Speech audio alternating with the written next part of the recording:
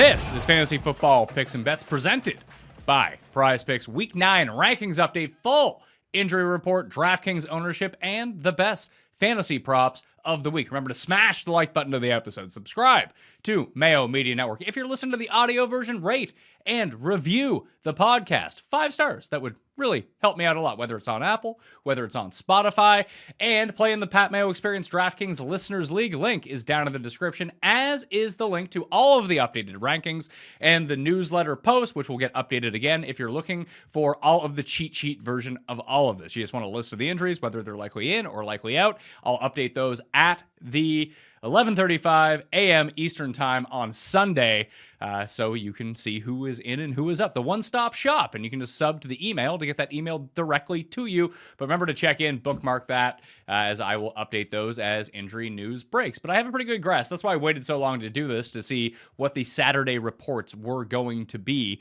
this week, and all of the rankings reflect that right now. If anything changes, rest assured, I will have those updated. Let's get into it. Prize Picks for the week, the fantasy props. There is a giveaway this week, so if you go to prizepicks.com and use code MMNNFL, not only do you get the deposit match of up to $100, you also qualify for what is essentially a free $25 on Sunday Night Football. So if you play a Sunday Night Football only entry and Matt Stafford completes 1 or more passes in that game, you get $25 if you use code MMNNFL. So I'm trying to wait until closer to kickoff for the Sunday night game so they release more props. I do like the Van Jefferson over yardage. It's like 45.5. I like that over, but they do not have any Jeremy McNichols receiving props out yet. I'm going to guess it comes in at 4. If you get, I like over 4. I like over 3.5. I'd probably play over 4.5. I don't love that, but if it's over 3.5, then we're pretty good to go. So I like those two for the Sunday night game. The two that I'm playing on the main slate, and if you make a 5-pick entry of all Sunday players for $7.11 and you get all 5 right, not only do you win 10 times your money, you also get a bonus $50 for playing in the Mayo Media Network fantasy props pool. So I just said $7.11. You should really go do that by using code MMNNFL at prizepicks.com. But the two that I'm using in my picks of 5, and I'm waiting until closer to lock because there's a lot of injuries to go through to make sure the right people are playing. But the two that I went with were kind of lower end ones. Nico Collins with Tyrod Taylor back. I actually like the Texans in that game, plus 5.5 now. I actually like them on the money line to beat the Dolphins at plus 230. But Nico Collins over 2.5 receptions, I think is very much in play for a game where I do think that they're going to be throwing the ball a little bit, be a closer game. I mean, they are 5.5-point dogs. That is a script to actually go throw. So Nico Collins is probably going to be second or third on that team in targets this week. So I like the over 2.5 for Nico Collins. I'm going to follow that up with the Dallas and Broncos game. Dalton Schultz over 4 receptions. I mean, he has 5 or 6 receptions in 5 of his past 6 games, when actually he has them in every game when like Dak is starting, and Dak is starting this week. Lamb is banged up, Cooper is banged up, and Blake Jarwin isn't playing, so he's going to be the only tight end on the field. And in the Monday newsletters, I always post the tight end routes per snaps that they're on the field, and Dalton Schultz always ranks inside the top 5 amongst tight ends of guys that just don't block. He's essentially a receiver. So over 4 receptions, I really like for Dalton Schultz in that game. The one prop I'm really digging this week, and I wrote this up with graphical information in the newsletter as well, is actually Jordan Akins in the Texans and Dolphins game. I couldn't find a Prize Picks prop on it, but if you just go to, and you should really shop around for this one, because I went to DraftKings Sportsbook, and over 2.5 receptions is plus 135 right now. But then I went over to bet365.com, and it's plus 155. That's a 20-cent difference. That is huge, especially if you're betting more than $1 kind of thing. So Jordan Akins over 2.5 receptions. I ran the Sims on runthesims.com, and it gives me his median projection as 2 receptions. So the under on that. I actually quite like the over. But the one good thing that this tells me, that the median projection is 2, and Run the Sims tells me over the course of 10,000 simulations that he is going to hit the over 2.5 44% of the time. Now, at plus 155, the implied odds on that is 39%. So even though the projection is showing an under, the over of 2.5 at plus 155 is still the proper side of that bet. Now, I don't think that they're putting any context into this, because how could they? It's a computer system that runs simulations. So I'd probably back that up with why I like the 2.5 over is, where do you attack Miami? You attack them in the middle of the field. Okay, that's where Jordan Akins is going to be running his routes. He's going to be running a ton of routes because Pharaoh Brown, the other tight end on the Texans, who generally takes away from Jordan Akins, not playing in this game. So even more routes and potential target share for Jordan Akins here. It's not like I love Jordan Akins as like, 10 catches for 100 yards, but like 3 for 25, boom, we win the bet. So that's what I'm going for here. Also, having Tyrod back at quarterback instead of the awful Davis Mills, who has just been even especially more awful on the road this season, that's just a huge upgrade. And especially with Tyrod being able to buy himself some time in this game with the use of his legs, where Davis Mills didn't really have that luxury. So 2.5 over plus 155 on Jordan Akins is my favorite prop bet of the week. That's the one that I'm most heavily invested in. I'm going to be on the lookout for Prize Picks as well to see if they do release a Jordan Akins number. And listen, everyone's playing big Albert O on DraftKings at $2,600. And that's the play. I'm not going to talk you out of that. I'm playing him. But if you just wanted to game theory it, not play the biggest chalk tight end on the slate at the cheap price, Jordan Akins is, I believe, $2,700 on DraftKings this week. That if you did want to make that pivot, it's a very risky play because Big Al O is setting up to have himself a nice game. But he's going to be like 15, 16% owned. And he's going to be the guy that everyone uses to save salary this week with Noah Fant out on the COVID list, that maybe Jordan Akins is the place where you would want to pivot to if you want to embrace some variance and risk into your life. Hell, if he scores a touchdown, he's probably going to outscore Alberto. Not projecting a touchdown for him. I just want to project over 2.5 catches. And really, that's all I care about what he does, because that's where my money is going to be in that game. I think that game is also a really good one if you want to play a same game parlay, where I think you can kind of, it all hinges on whether Tua plays or not. It does look like he's going to play. But Parker's out, Fuller's out. You could probably go over receptions on Gesicki, Waddle, and Gaskin in that game. And then on the other side, go over Nico Collins and Jordan Akins receptions. All of a sudden, you have your same game parlay up to like 8-1 just on those over reception props, because everything is going to funnel to those guys. Cooks is going to have a good game, I feel like, but he does draw the toughest assignment, either being shadowed by Xavier Howard, which I would expect, or maybe he gets put on Byron Jones. Either way, I want the guys running in the middle of the field to hit their low reception total. Brandon Cooks is 5.5. That's just a big number, and I want to stay away from that one, where I know, at least on the Dolphin side of the ball, that Gesicki and Waddle with Tua, when they're the only two guys out there, they're the ones getting targeted. Mac Hollins, by the way, as a like $3,000 play on DraftKings, not the worst play in the world, because a lot of the injuries and guys that are coming back have taken away some of our lower end wide receivers. But with no Fuller and with no Devontae Parker, Mac Hollins has been the one, with those guys injured, who has stepped up into that role. He's got a touchdown. Listen, it's a risky play, but if you do need to save a lot of money, and I'm playing some stacks that go Mahomes, Hill, Kelsey with a bring back of Aaron Jones, you need to save the money where you can. And he might be a guy that I am eyeing right now if I want to get up to another good running back. In the lineups that I've constructed, that means I have Devontae Booker as my running back. I would love to be able to get up to Austin Eckler, who I think is just an absolute smash play this week. That if I could drop myself down, I think I have Hunter Renfrow in that lineup right now. If I went from Renfrow down to Mac Hollins, I could go Booker up to Eckler. So I'm thinking about doing that right now. Actually, it's not Renfrow, it's Jarvis Landry. So I save the 2,100 on Jarvis Landry down to Mac Hollins, and I go up from Devontae Booker to Austin Eckler, and hopefully that's good enough. I'll probably just play two lineups, one way, one the other way, because I use the 2V tool at runthesims.com, and it told me the Booker Landry side much better than the Eckler Mac Hollins side, but I got a gut feeling here about Mac Hollins and this game in particular. Like I said, I like the Texans plus 5.5. Not my best bet of the week, obviously. That is the Chargers. Now down to minus 1.5, because apparently money's going back on Philadelphia. I do know that they're out their two top corners, Asante Samuel Jr., in a what would be a father revenge game against the Eagles. I'm still just on the Chargers here. I think the Chargers are just the superior team, and you're not asking them to cover a 7.5 point spread. They basically just need to win, and you'll win your bet. So take a look at the Chargers, take a look at the Texans, and all of a sudden, we'll be good to go.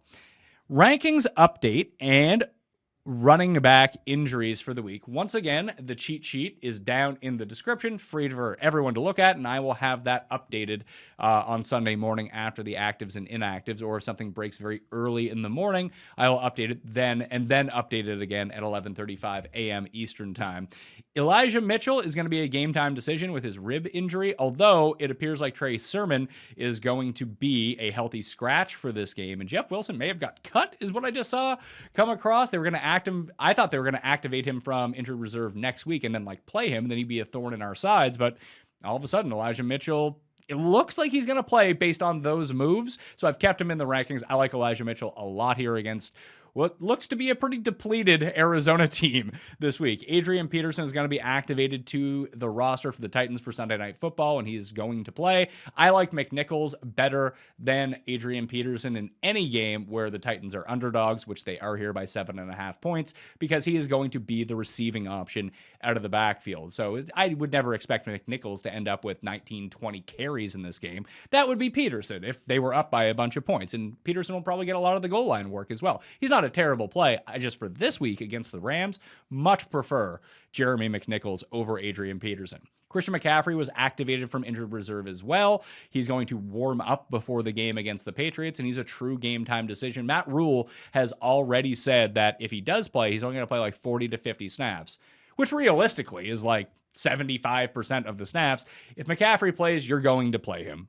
That's essentially what it boils down to. You can't, if McCaffrey is active, you cannot play Chuba Hubbard, for one thing, and maybe they're duping us all and just trying to get the Patriots off guard. But anytime you have your number one pick available and he's going to play, you play him.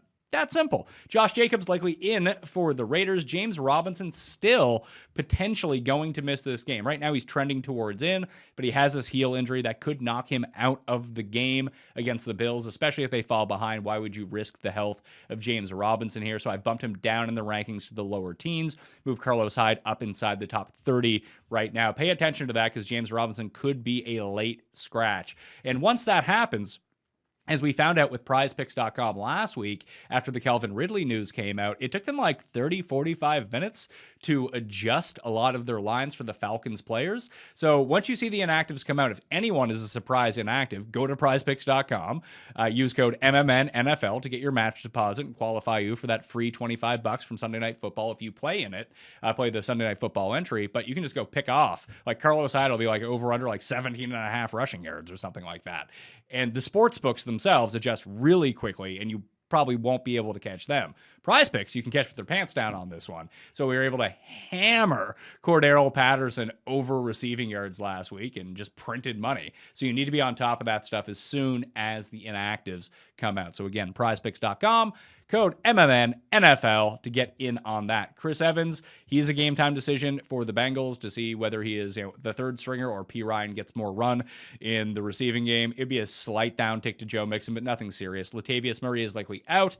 I have Devonta Freeman as the top of the Ravens running backs right now, but I wouldn't feel very good starting any Ravens running back in this game. It would be Freeman if it was anyone. It would be Freeman, Tyson Williams, Bell, but who knows with Tyson Williams at this point, whether he's going to be active or inactive, regardless of what else is going on. He looks like he's the best guy, but apparently they don't like him. Maybe coming off the bye, he learned more of the playbook or learned how to pass block. But right now, it's Freeman who they trust back there protecting Lamar Jackson, and he's going to end up with probably his range of outcomes is so big. It's probably 8 to 16 touches between carries and catches in this game. So if you had to take a flyer, it's likely him. Saquon Barkley is out. Giants are on bye next week. Then they come off. This is actually a really good time to trade for Saquon Barkley. Giants have a very easy schedule towards the end of the season. And the Barkley owner in your league likely is not doing very well because one of their top picks is probably has been out for so long that it's going to be risky because the risk of re-aggravation to a lot of these injuries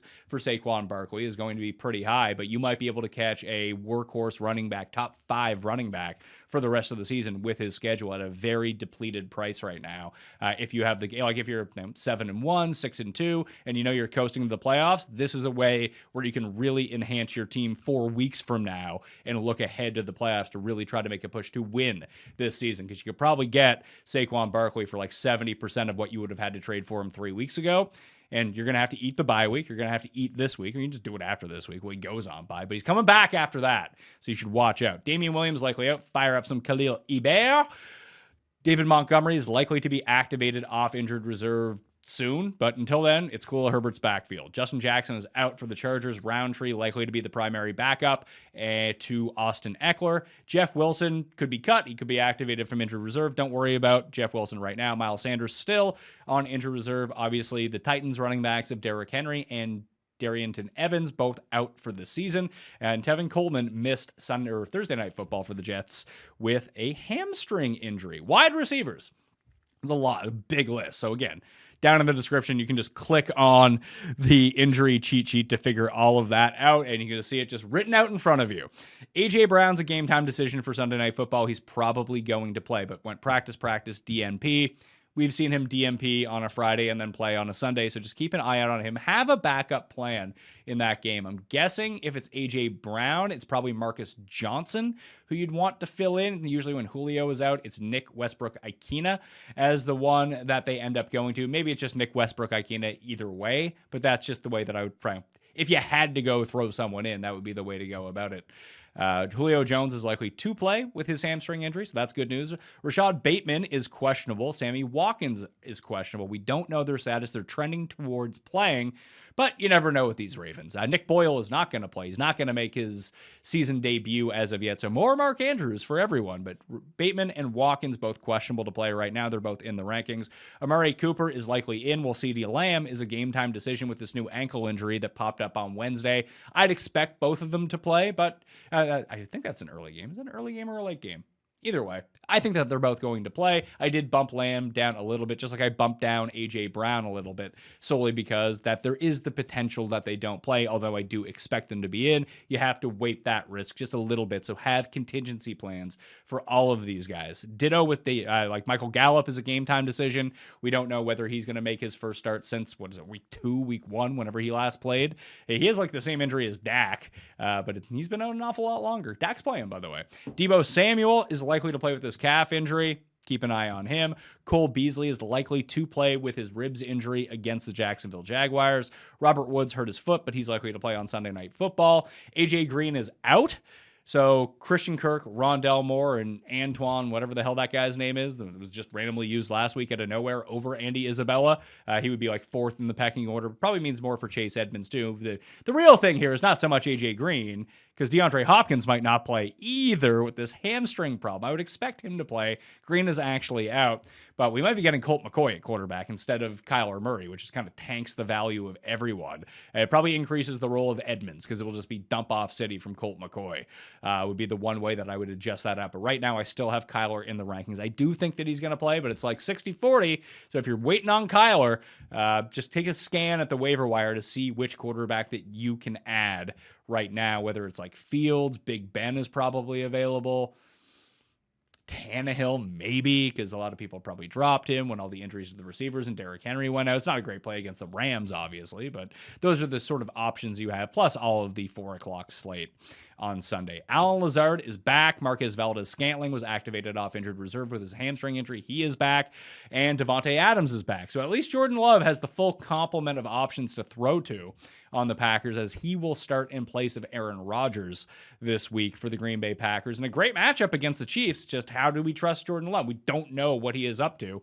The one thing I did want to go look at were his rushing stats at Utah State. We had a lot of rushing attempts. It was really short yardage stuff. He averaged like 2.5 yards per attempt. It's a lot of sneaks, a lot of goal line stuff. He's not someone that's going to go out there and run around. I mean, I thought the same thing with Josh Allen because he didn't do that in college. Then all of a sudden in the NFL, he's running over everyone. So I could be completely wrong, but history would dictate that you're not probably going to get like 35 rushing yards from Jordan Love, although he may call his own number at the goal line, which I would hate because I'm playing a ton of Aaron Jones. I just hope he dumps it off to Aaron Jones the entire game. That would be fantastic news. Sterling Shepard is out for the Giants. Dante Pettis is out for the Giants. Kenny Golladay trending towards playing, but he is a game-time decision. Hunky Tony told the trainers to step off, and he's going to play. this week. I like Toney a ton here. So you're probably going to get Galladay, Toney, and Slayton, along with Evan Ingram and Devontae Booker in the backfield. Those are likely the starters for the Giants this week. I like Toney the best of that bunch, more so with Sterling Shepard out, because those guys kind of galvanize together and take away. They eat each other's tail. Was that Cerberus? No, Cerberus is the three-headed dog. Whatever the eating your own tail snake thing is. That's Shepard, that's Toney. No Shepard, play hunky Toney. You'll be good to go. Jalen Reagor looks like he's going to be in for the Eagles, so I had to bump down Quez Watkins and put Reagor back in the rankings. Check those out right now in the description. Will Fuller and Devontae Parker are both out. I already talked about Mac Hollins as the guy who gets a bit of a bump if you needed him, but this is just fantastic news for 1, Jalen Waddle, 2, Sticky Gesicki, 3, Myles Gaskin. Those 3 guys are going to be good even if the Dolphins aren't good, because all of the volume is going to be concentrated on them. Hopefully, one of like the other 8 random tight ends on the Dolphins doesn't catch a touchdown from Tua. And maybe Mac Hollins can get involved here. Who knows? We don't want to see Salvon Ahmed. We want to see Myles Gaskin presumably catching balls out of the backfield, because with Tua, since he came back in the London game, Miami is passing way over expectation from what you would think based on their situation. So they're actively looking to get the ball in Tua's hands on rollouts, trying to throw the ball. I mean, downfield is probably a bit of a stretch, but 2 people somewhere on the field rather than running, which means more Gaskin than Ahmed in that game. Donovan Peoples-Jones with Beckham cut is trending towards playing. If not, the Schwartz or Rashad Higgins will be the guy to step in and see probably the second most targets from Baker Mayfield in that game. Jarvis Landry looks like a great play, by the way. Let's see here. Calvin Ridley is not playing. Tajay Sharp would be, if I had to play one, which I don't want to do against the Saints. Tajay Sharp would be the Falcons receiver I would go to. Terrace Marshall is back from his concussion for the Carolina Panthers in that game. What else do we have? That's basically it. Deshaun Jackson was cut this week, so more Van Jefferson. Quarterbacks. A lot of quarterbacking. Just so many injuries this week. Stafford is likely going to play on Sunday Night Football with his back problem. Tua is a game-time decision, but he is also likely to play for the Dolphins. Kyler Murray has an ankle injury. He's like I said, 60-40, 50-50 to play. Keep an eye on Kyler Murray, and he's not going to be running a ton, so I did drop him down in the rankings to like number 13 because without his rushing ability, and we saw this with Kyler Murray last year, once he sustained that injury, he kept playing through it, but his fantasy numbers just went down the tube after that. Running is such a big part of his fantasy game, whether it be just piling up the yardage on the ground or just being able to elude the defenders, extend the plays, and then hit someone deep down the field. Without that full mobility, especially against a really good pass rush from the 49ers, that it's just going to hurt his overall fantasy numbers and the fantasy numbers of everyone around him at the same time as well. Taysom Hill is likely to play, but he's not starting at quarterback. Trevor Siemian is starting at quarterback. Sam Darnold has passed concussion protocol, but he has a shoulder injury. He's still a game-time decision against the Patriots. If he will not go, P.J. Walker will play, which somehow is a downgrade from Sam Darnold. And take that for what it's worth. Tyrod is going to start with his hamstring injury for the first time since week 2 for the Houston Texans. That's a big upgrade to almost everyone on the Texans, by the way, because Davis Mills reeks. Dak Prescott, gonna play. Aaron Rodgers, obviously out with COVID-19. Mike White sustained a hand injury and joined Zoomer Zach on the sideline. So Josh Johnson is the Jets starter right now, unless the feeling comes back in Mike White's hand, or Zach Wilson is ready to go following the 10-day break to play Buffalo in week 10. At tight end, George Kittle is likely going to be back for the 49ers. He is in the rankings at number 5, I believe it is, because I moved up Gesicki once Parker ended up going down. Gesicki is my number 2 tight end for this week. Blake Jarwin is out with his hip injury. Dalton Schultz is a top 7 tight end. I already talked about him as a part of the over props that I like of 4 over-under receptions. I like the over. Pharaoh Brown is out. Jordan Akins goes up. Logan Thomas, if he is available on your waiver wire, go pick up Logan Thomas right now. People have kind of forgotten about him, but with Washington on bye, he is likely to be activated and playing coming off of the bye week, which forces Ricky Seals-Jones back to the sidelines. Logan Thomas, one of the better consistent tight ends in football when he's healthy. And we might get some Ryan Fitzpatrick action at some point too. Who else here? Eric Ebron, he's a game time decision on Monday Night Football. We'll know more about that on Sunday. But if not, the air fryer, Ghost Rider, Pat Firemouth, keep running him out there. He's been great so far. Noah Fant not playing, likely because of COVID-19. That means big Albert O. He's up to number 10 in the tight end rankings. Once again, $2,600 on DraftKings. It's probably somewhere where you want to be this week if you need those salary savings. DraftKings ownership for week 9. From what I'm seeing right now, I have these listed in the newsletter, and I will try to update them if I see anything different. But the chalk report goes as follows.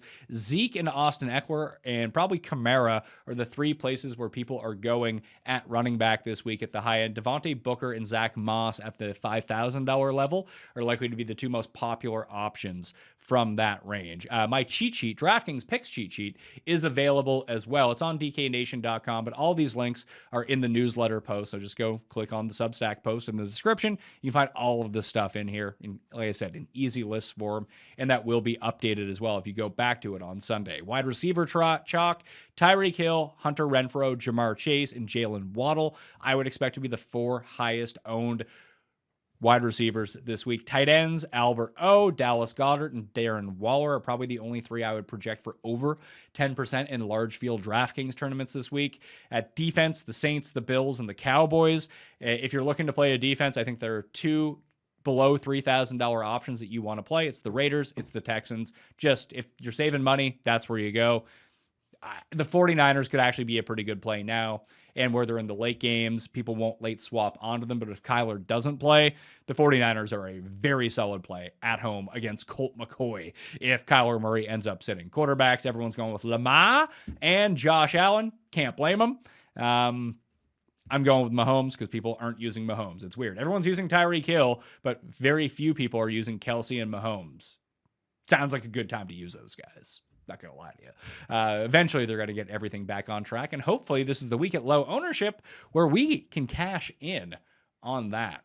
That will do it for me on the Pat Mayo Experience. Once again, I will update the rankings and injury report on Sunday after the actives and inactives have been released. I've moved up Brandon Ayuk a bunch in the rankings too, with Debo potentially limited.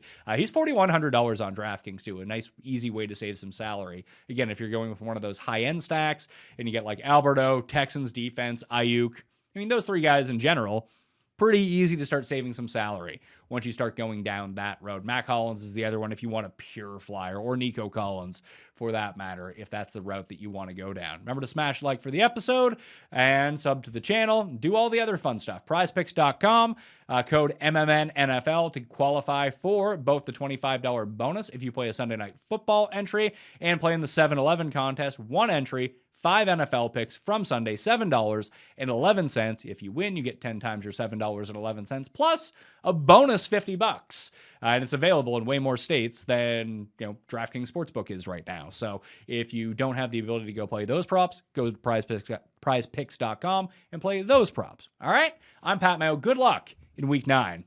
I'll see you next time.